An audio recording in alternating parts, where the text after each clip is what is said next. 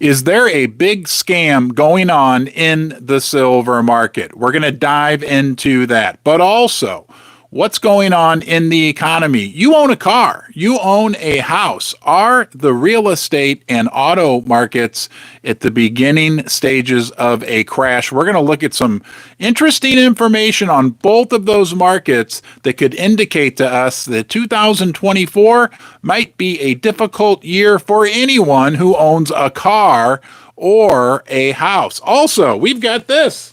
We'll open this a little bit later. A package came. We've got a big giveaway that's going to go on Valentine's Day. So we're going to open a package, and it feels very heavy. I think it might be some silver. It's from our friends at COMEX. So stay tuned for that as well. Let's get right to the point here. I got a very interesting email this morning from our friend Kevin K., a fellow basement dweller. He said, "Hey, Ron, as you know, I monitor the usdebtclock.org. Have you been? You have. I know most of you have. If you haven't, you need to go to the website, usdebtclock.org. It tracks all the U.S. debt. It gives all kinds of crazy information about what's going on out there. Anyway, to keep an eye on the paper to silver and paper to gold ratios. On January 2nd, the paper to silver ratio was 166 paper for every silver ounce, real silver ounce. On January 3rd, it went to 425 to 1 in a single day. And it still is well above 350 to 1 right now. This seems like a massive tamp. Guys, right now, so I went out and looked, the silver to paper ratio, right, is 390. All right, let me read to you real quickly so you understand what we're talking about when we're talking about the paper to silver ratio. I apologize. The paper to silver ratio is the number of paper silver ounces traded on the major world silver exchanges divided by the actual world production of silver measured in ounces. So that means, is this crazy or what? That for every 1 ounce of real silver that's being produced this year, it's being sold electronically or in paper form 390 times as of just about a half hour ago. Now, according to Kevin, it got as high as 425 on January 3rd. Guys, this is like, that means for each one of these that you own, in theory, there's 400 people out there that think they own it electronically at the COMEX and the LBMA. It just demonstrates to us what a scam this electronic paper market is for the precious metals. It'd be like if you went on the McDonald's app and ordered a cheeseburger and showed up to pick it up and they said, well, sorry, we sold that cheeseburger 390 times over. This leverage, this manipulation will end at some point when the true market forces, when true price discovery occurs, right? When Mother Nature, the natural forces of the market overtake the paper manipulation. 390. Go to the usdebtclock.org and then you can click on the little boxes and it'll give you the definition up top. It's unbelievable. Gold, what was gold at? Gold was like 100 ounces or 115 ounces, right? For each paper, there's 115 paper ounces of gold traded for each 1 real ounce of gold. And again, this goes on at the COMEX, this goes on at the LBMA, but we know, right? We've talked about the world is changing. What does it mean for us when we think about the fact that the Eastern market, the BRICS and the BRICS Plus markets, right, they are taking concrete steps to develop their own precious metals markets. Eventually, the market will change. Price discovery, basement dwellers, that's what they call it.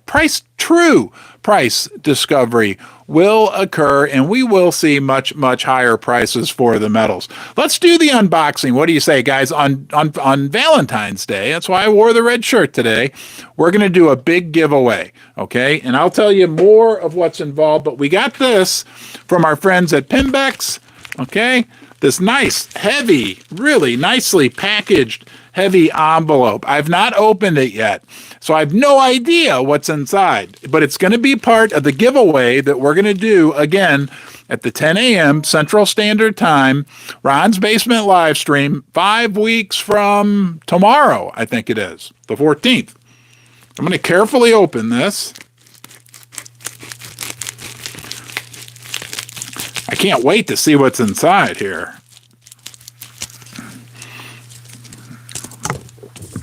Okay, maybe I know. But it would be a surprise to see it because I've never actually held one of these. Oh, wow. There's the packing slip. Whoa, this is beautiful. Wow, guys, check this out. It's a 10-ounce Geiger square silver bar. And I tell you what, the camera is not doing this justice because in person, this is absolutely stunning. Okay, let me read you just a little bit about this. It says the Geiger I can't pronounce that, Edelmetall square silver bars offer investors an uncommon yet elegant, and this thing is elegant. We like elegance in Ron's Basement, solution for stacking bulk silver weight. The square silver bar combines efficient German design and premium minted surfaces to give you a reasonably priced package that feels like a high-end collectible. And I'm not joking. I've held a lot of 10-ounce silver bars. You know, I like the Canadian, the Royal Canadian Mint silver bars. And this, wow, this is really cool. Oh my gosh. Has a serial number on back. Let me show you up close. You can check this out. Again, I don't think the camera is really doing it justice. That's the front. Has that nice building, the Schloss Gudengasse. And on the back is really cool too. I don't know if you can see that. There's a serial number. Wow. Thank you, Pimbex. And on behalf of everyone in Ron's Basement, thank you. Guys, this will be part of the Valentine's Day giveaway. I'm making the video and we'll have it out tomorrow. I'll make a specific 1 or 2 minute video. All you'll have to do to enter is go to that video and in the comments section, leave a comment that says, thanks, Pimbex. Okay? Thank you, Pimbex. Wow. That is really cool. Oh, and by the way, if you want to check it out, I'm going to put a link to this on the Pimbex website where you can go check it out for yourself. Last I checked, they were selling for about $285-ish per 10-ounce bar on the Pimbex website. I didn't do a ton of price comparison, but the other prices I did see out there from other places were all above $300, with some being as high as $325.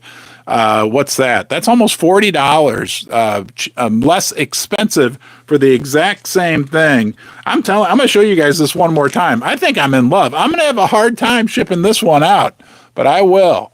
It is really a beautiful, and I don't think the camera shows how pretty this thing actually is. All right, guys, let's move on. Okay?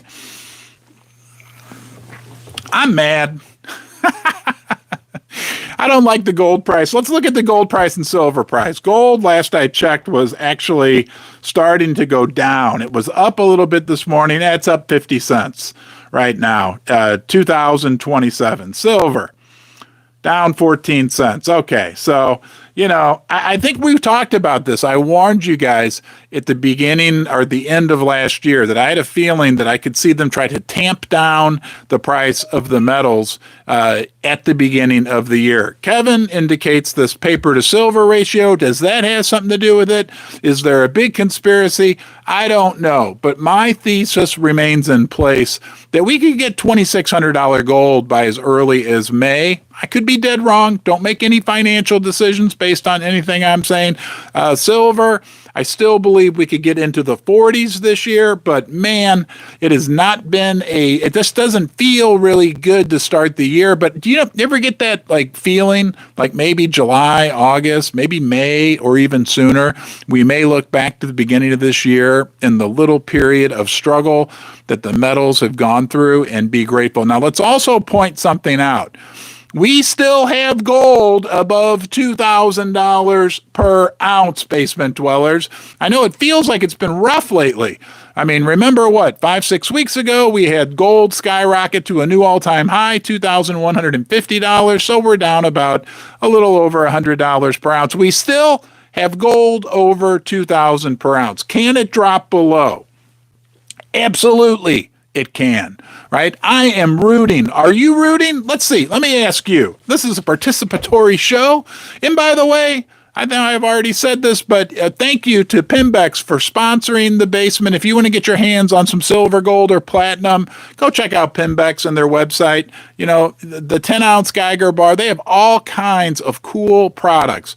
American Silver Eagles, everything, and their prices are always hard to beat. You can trust them. It's my opinion. You do your own due diligence. I trust Pimbex, and their customer service is great. And again, you get more metal for your money with Pimbex. Let me ask you in the chat, guys. Do you think we can hold 2,000? If you do, for gold, that's critical for the silver price as well. Type us 2,000. I think we can do it. We'll see how it plays out. Let's talk about this Goldilocks economy, right? Everything's so great. Because remember, just if, right? What do you think's going to happen? Just if maybe we run into a little economic trouble in 2024. Just a little bit of economic trouble. They're trying to tell us, I'll tell you what's going to happen. The silver price and gold price will take off because the Fed will react immediately. But they're still trying to tell us this Goldilocks economy, a soft landing. We're in for a soft landing. We've got some interesting developments to talk about that may indicate to the contrary. What's one of the biggest electronic companies in the world? Samsung Electronics, okay? They came out. This is from Bloomberg. Posted their 6th straight quarter of declining profit, reflecting a weak consumer demand and stoking uncertainty over the timing of a broader tech recovery. The results underscore how demand for smartphones and memory chips that power modern electronics remains sluggish. But I thought tech was the future. I thought aren't they trying to tell us that the economy's great? Tech is the future? Just buy tech, right? Well, they're telling us that the demand remains sluggish given economic uncertainty. It also muddies the outlook for a market recovery that many investors had hoped would emerge in 2024. Here's my question. Everything in the S&P 500 is based on tech, right? The Magnificent Seven. I'm getting a little tired of hearing about the Magnificent Seven. I got to ring the bell. You guys, we got the 100 thumbs up. Thank you very much. Let's ring that bell 10 times for 100 thumbs up. It's Iran's basement dweller tradition. This is for you. Bell warning.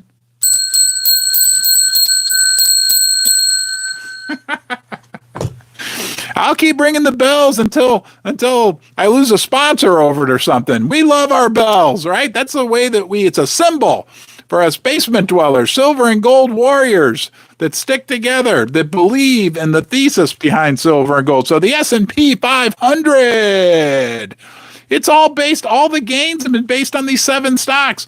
Microsoft, Facebook, Amazon, Nvidia. I don't know. I got the bricks memorized. I can only spout off 4 or 5 of the Magnificent Seven because to me, it's not the Magnificent Seven. Yesterday, we talked about how it's magnificently overvalued. All right, we looked at Apple, and it's crazy how overvalued these stocks are. So they're trying to tell us the economy's great. Everything's based on tech, right? I mean, here's what I wrote down. The S&P 500 is based on a bunch of tech stocks whose sky-high valuations are based on this idea that revenues and profits will just continue to grow and grow in the tech sector.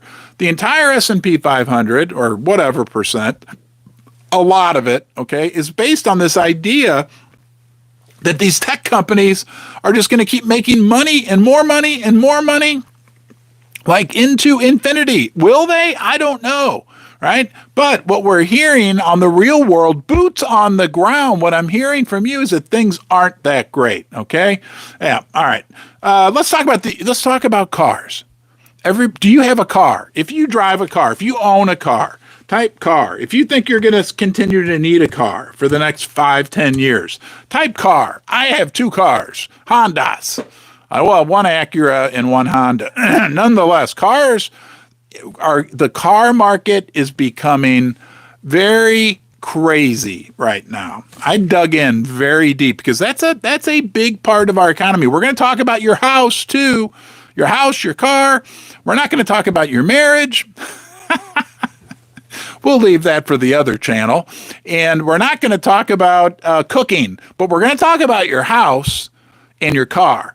Because most of us we all need a place to sleep, and most of us need a car to get around. We got a lot of cars. Boat. Craig Edmonds, yes. I love you, Craig. Thank you. Thank you to all the moderators for being here. Let's all take a moment and say thank you to the moderators who are great by typing some 8s. Yes, I went a little overboard. Old Dirty Bastard Garage. Old Dirty Bastard Garage says, as soon as the interest rates drop this year, then the ugly stuff begins. Yeah, that's a sign we got trouble. All right, let's talk about the car market. Okay, the used car, I'm going to go through this quick. The used car market is crashing. Okay? 100 million Americans. 100. Did you know this? 100 million Americans. 100 million Americans. 100 million Americans have an auto loan. That blew me away. That's like 1 in 3 Americans. A lot of you have an auto. Maybe you don't.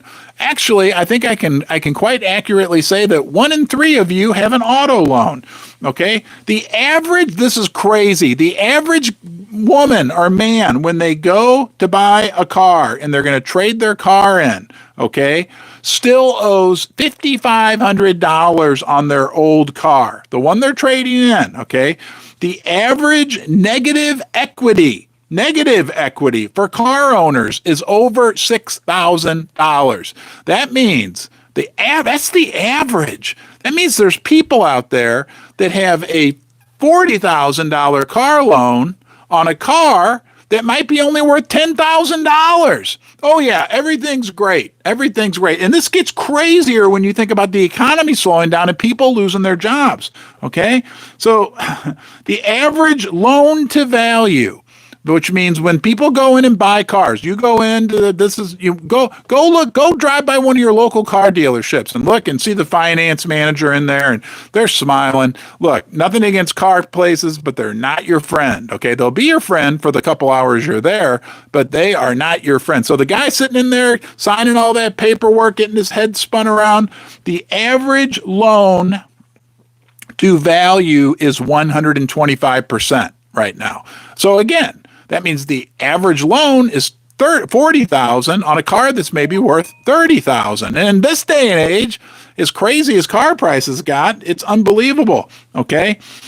But what's going on at the car dealerships, just so you know, and I have this on very good words, I confirm this, inventory is building and building and building. People can't afford to buy these new cars. People don't have the room or the capacity to absorb the additional debt that's necessary to buy these new cars. And the new and used car prices are coming down. Actually, I've got a quick article. I'm just going to read the headlines to you here in a minute. This is mind-boggling. Okay, so the loan to value is 125%, but then you factor in that interest rates on car loans now are closer to 8 or 10%, and that's if you have good credit. Okay, typical car payment in the United States, $1,000 a month. And what blows me away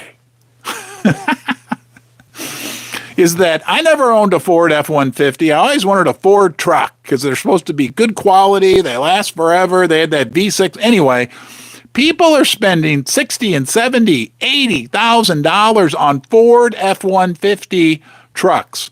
But they're starting to come down. They're starting to pile up. All these pickup trucks, which are the main driver of profit for a lot of the big automakers, right? The pickup trucks are starting to pile up. In the EV market, the electric vehicle market, I don't think any of you drive an electric vehicle. I don't. That's what, I mean, I kind of get a feel for the typical, and it's okay if you do, but like the typical Ron's basement person, basement dweller like yourself, is not an EV person. I've kind of thought about a Tesla. They're kind of neat. I took the girls and we sat in them one time at the local Tesla. They are kind of cool. You should go check them out. But I'm like, nah, I don't want electric. People don't want electric cars.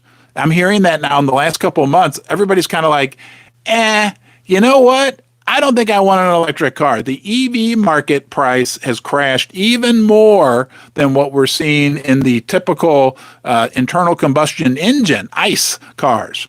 Ice, baby. Okay? I already rang the bell. Hey, don't forget, thumbs up, guys. That really helps. It's right below. We got almost 400 people here. This is crazy. The Tesla Model Y, they said, has dropped $10,000 in price. On top of that, on top of all this expense on cars, also, car insurance is going through the roof. So this is like a critical part of what used to be middle class America, owning a car, and it's fading away. I really could see. Can you see it? I mean, it's sad, but like in the next 5 to 10 years, even here with Susie and I think, oh my gosh, and in 5 years, my daughters are going to be 16. I'm thinking we might only have one car. You know, that might become like more of the norm, but who knows? The world is changing. Let me read you what Zero Hedge had to say about the car market. And where is it? Here it is. Nope, there it is. Here we go. Headline. Now this brings in our friend silver and gold into the car market. Bear market, it says. Used car market gives more breathing room for the Fed. Wholesale used vehicle prices, tracked by Cox Automotive, peaked nearly 2 years ago and have since plunged into a bear market. The declines are a welcoming sign and give the Federal Reserve much needed breathing room for interest rate cuts next year. We're talking about the D word. It just dawned on me. That's not it. The D word is deflation, right? It says it right here. Car prices coming down, right? The Fed hates lower prices. The head fates. The Fed hates, and the head fates. The Fed hates lower prices. The Fed hates deflation. We're talking about deflation. That means, you guys, Jerome has a tizzy fit and prints money. Okay? And that, my friends, is the rest of the story. That, my friends, is when silver and gold really, really have the potential to take off. We'll see how it all plays out. But very interesting what's going on. What about the house? You need a house? Do you need somewhere to live? What about your house? Everybody, all my neighbors, I love them all, right? They're all like, oh, my house is worth $500,000. My house is worth $600,000. Did you see that house that sold? I'm like, yeah, whoever sold that house sold their house for that much. But you think it's cold outside? Is it cold where you are? Let me ask you that question. It is darn cold and rainy and dark and depressing in St. Louis. If it's cold where you are, and we're going to talk about something else that's cold, type cold, because it is cold, cold, cold. Is the housing market cold? Let's see. What about the housing market? Yeah, it might be cold outside, but it's frozen right now. Double frozen because it's winter. Remember, I'm reading about realtors that can't pay the rent on their office. No one is buying, no one is selling right now. People are trapped in their houses because if they move, higher interest rates will like double their payment and they're not getting double the house. They might get a house that's 20% bigger or better, but they're getting a payment that's 2 times, 100% bigger. People aren't moving. And this is what gets interesting that nobody's talking about. And this has to, it's all going to come together for us here, basement dwellers. It's all going to come together. If you don't move and you stay in your house, people are facing increases in house payments alone, $200, $300, $400, sometimes even $500 a month. They thought their house payment was fixed, but property taxes, because of the make-believe increases in housing values, property taxes are shooting up, right? Like my property taxes have probably gone up 80% in the last 4 years. Homeowners insurance cost is skyrocketing. So all of a sudden people say, well, my house payment is $2,400 a month, and they're getting an escrow update telling them, no, your new payment, it was $2,400, but guess what? Now your new house payment is going to be $2,800, $2,900, $2,700. People can't afford it. Car insurance is going through the roof. Now think about all this. Increased automobile. You need an automobile. Increased crazy situation in the housing market. What if the economy does? What if, basement dwellers, what do you think would happen if the economy did slow down? What if all of a sudden, right? I know it's hard for us to imagine, but just we'll use our imagination because we're creative type people. What if unemployment were to shoot up? What would that do to the housing market? What would that do to the car market? What if unemployment went to 10%? What if Joe Biden's economic miracle didn't turn out so well next year and companies started laying people off? I was talking to Coin Shop Chris last night. He went to Taco Bell. He said, I sat in the parking lot and ate my tacos and I didn't see anybody. And because I talked about that last week, I went through the, what did I call it? The Hall of Fame of fast food restaurants, the Rock Road here in St. Louis and Page Boulevard. And these fast food places were empty. People don't have money. So what if we get unemployment? What if the economy does slow down? What's going to happen to the housing market? What's going to happen to the auto? It's going to, they could have crashes. I don't want to be a doomsayer, but they could have crashes. When things crash, right? And like we're seeing already, deflation in automobile prices, deflation, right? Crash. That's what this says right here. Bear market, right? They use the word crash. I can use the word crash, right? Plunged into a bear market. Sorry, they didn't. I put words in their mouth. What's the Fed? You know what the Fed is going to do? They're going to print money. They're going to try to save the system by any means necessary. Okay. Silver and gold will hold their value. All right. Hey, I want to take one quick moment to say thank you to channel sponsor Fortuna Silver. They dig the silver out of the ground and the gold, and it is not an easy job. They do a great job of it. But if you want to look at a company that I think is a great value right now, a strong balance sheet, a strong growth profile, and excellent management, go check out Fortuna Silver. You can go to their website, fortunasilver.com. Like any sponsorship that I take, it's a company that I owned myself for years before I agreed to take them on as a sponsor. I have a lot of respect for the management and the company. I think Fortuna is a great value. You can decide for yourself. FortunaSilver.com. Let's talk about, wait. We're not done. Let's talk about getting the 200 thumbs up. Don't forget, the thumbs up thing is right down there. You press it. It's like a virtual hug. It's free. And when we get to 200 thumbs up, we will ring the infamous cowbell. Okay, and I will give you a warning before we ring it. That's for the basement dwellers. Okay, what happens? Okay, credit card defaults. Let's just end. Let's wrap up the doom. Credit cards are defaulting. Auto loan defaults are up. Student loan defaults are up. Mortgage defaults are up, and personal and business bankruptcies are on an upward trend as well. That's what we don't like it. We don't like what's gone on over the last decades with the management of our country in terms of monetary and fiscal policy. The Federal Reserve or the Treasury Department or what our politicians have voted into law, I think most of us aren't real crazy about. Are we seeing right now, right, the hens coming home to roost?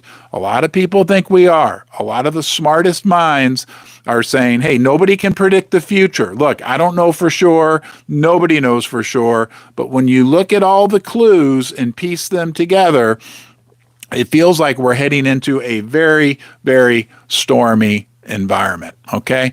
Hey, we need 5 more thumbs up. Let's talk about coin shop etiquette real quickly. I got a couple emails from basement dwellers who are new to stacking, asking me, like, what do I do when I go into a coin shop if I want to buy coins? Number one, you can always look online. You can look at the big online bullion dealers. Again, you can check out our channel sponsor, Pimbex, okay, if you want to get gold and silver. And I would recommend you compare the prices at Pimbex to what you may find at your local coin shop. But if you really want to go into a local coin shop to buy your silver, buy your gold, that's great. Some people, maybe you just want to buy a few small pieces, something like that. Here's some tips. Be nice and respectful, okay? And expect the same from the employees at the coin shop, right? You should treat them with respect.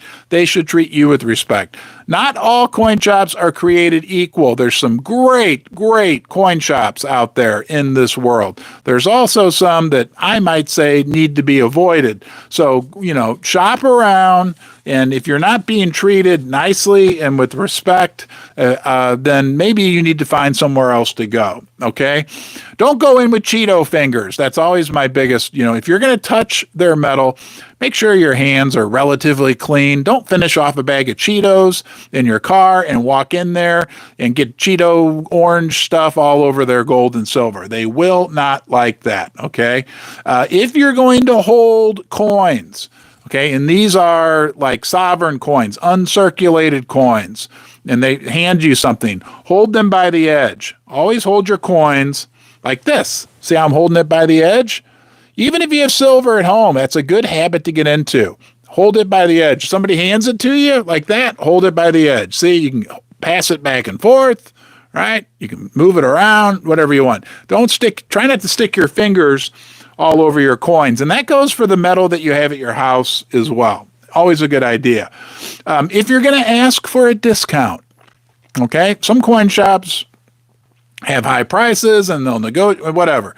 But if you're going to do that discreetly. Don't do it if there's like 6 other people around the counter and expect them to give you a discount because everybody else is going to be listening like, whoa, are they going to give him a discount? If they're going to give him a discount, they better give me a discount. So if you're going to do that, do it discreetly, okay? What else do we have?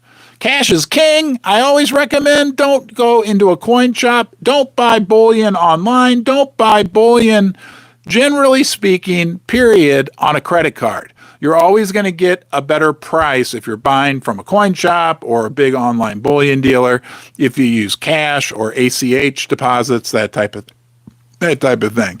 If you're going to sell, right, if you get to a point, I say whatever money you convert into physical silver, you should never want to sell it. I got to ring the cowbell, then I'm going to give you some selling tips. Hold on. 200 thumbs up. Thank you, guys. 400 people. All right, time for the cowbell.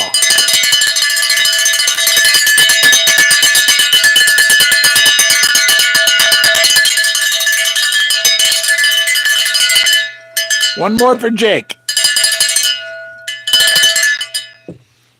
If you're going to sell, I don't ever recommend selling silver, but if you insist, make sure you shop around. That's always good practice to get into.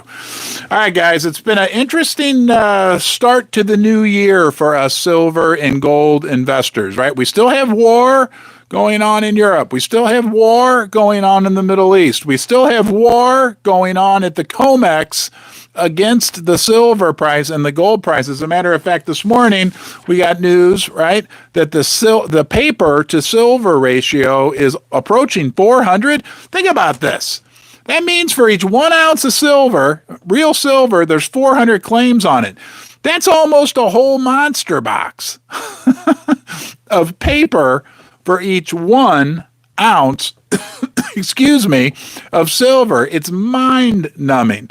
Is the economy strong? Well, why is Samsung, one of the world's biggest companies, the biggest company in South Korea? Everybody knows Samsung. I'm talking to you right now through Samsung equipment, is talking about lower and lower profits and challenges within the electronics market. The used car market, crashing. Now is a good time. If you held off, now is a good time to be shopping. It's a buyer's market for cars. It could get much worse.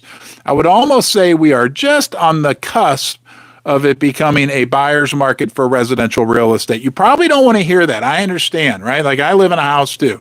We own this joint, this basement, and the 2 floors above it. But we don't want our houses to go down in value, but really, I mean, people, it's like phony wealth. It really isn't wealth, because unless you're going to sell your house and move into a trailer or move into a smaller house, you almost don't want your house to go up in value, because the only thing that happens then is your insurance and your taxes go up. So, but real estate and autos are big, major components of the U.S. economy. And it just feels like we are heading into some very, very challenging times on both of those fronts. And oh my gosh, I forgot about Super Chat. All right.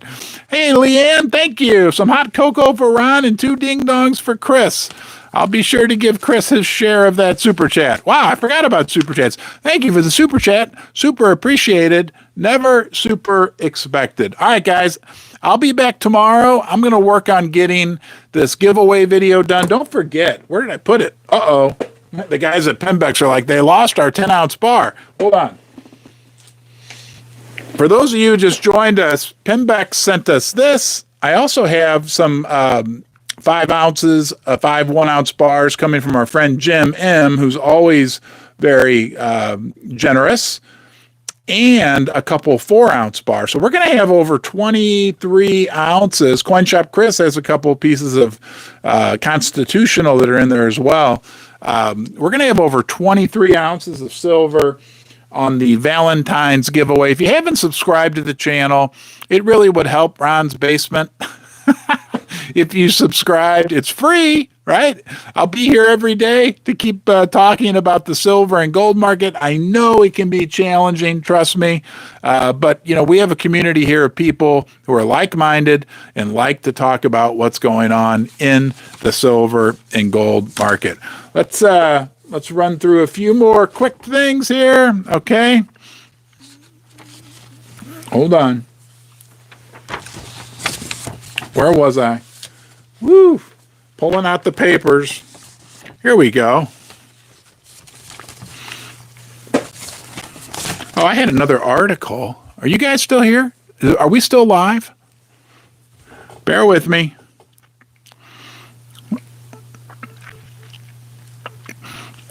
Okay.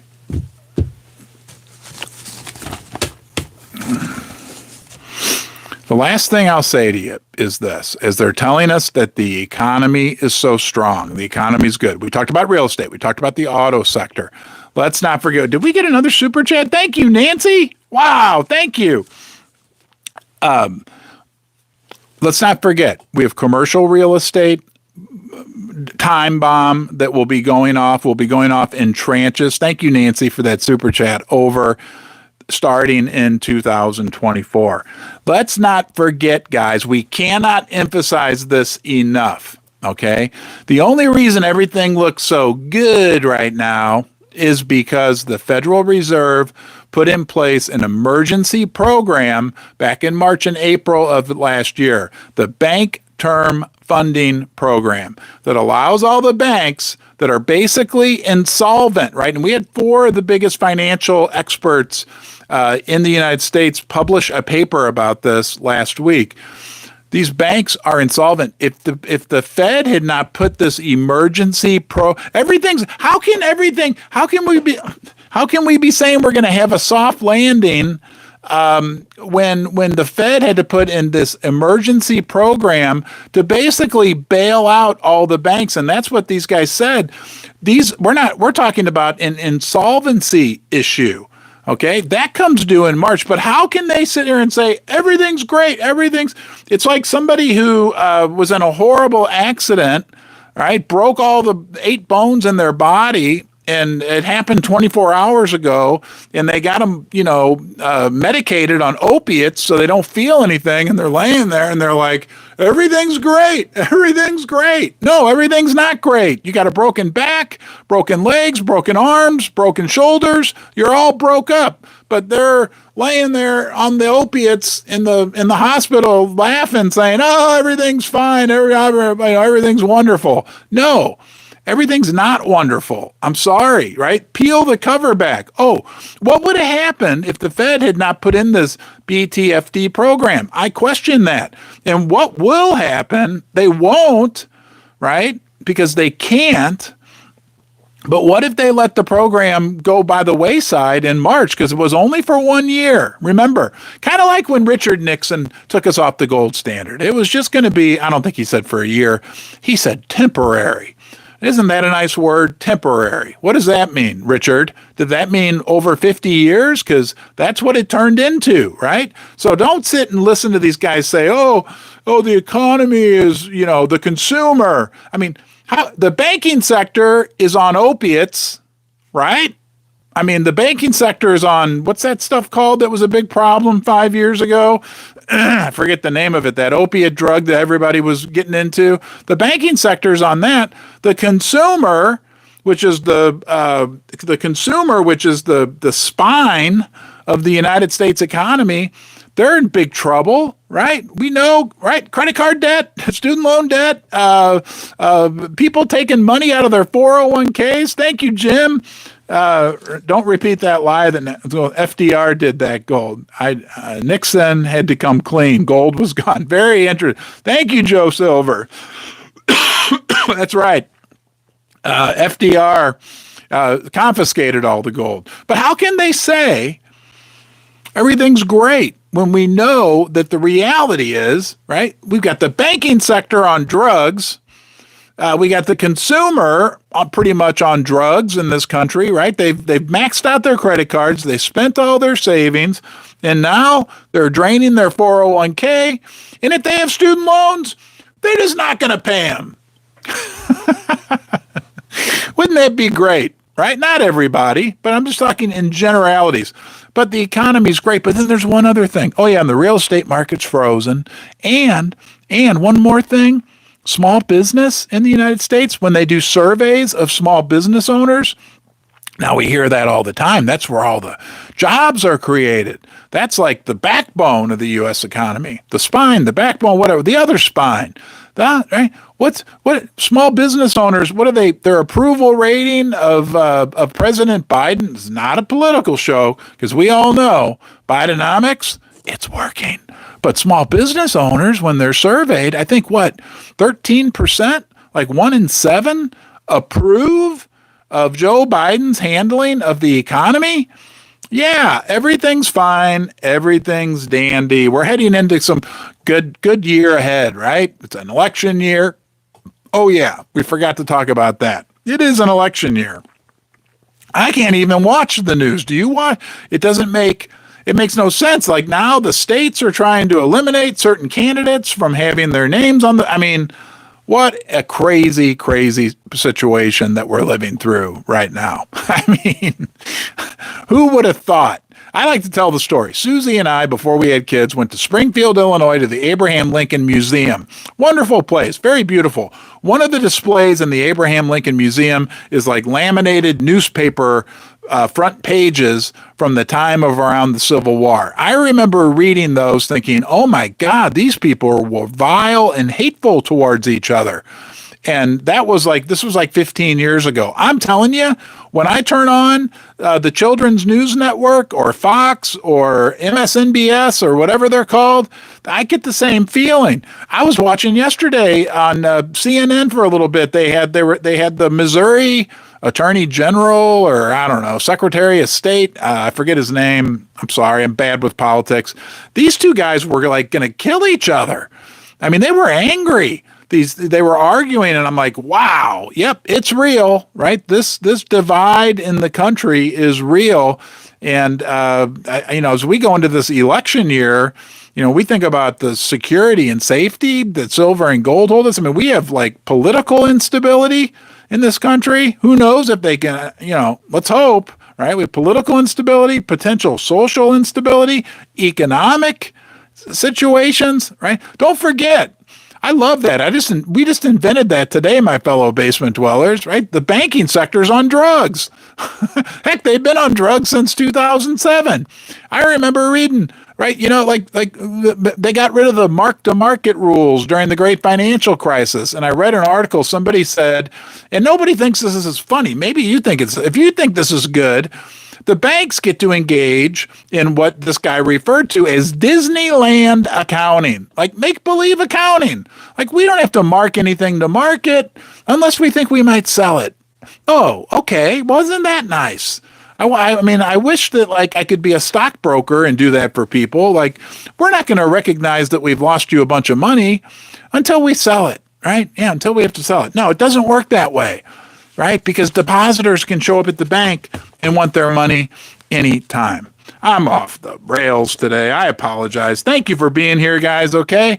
I will see you again tomorrow. Have a great day, all right? You are important. I'll leave you with that. Yes, you. I'm important, and you are just as important, all right? And you're an important part of Ron's Basement. I appreciate you being here, and I'm going to look forward to having you back in the basement, and I'll be here tomorrow. Thanks.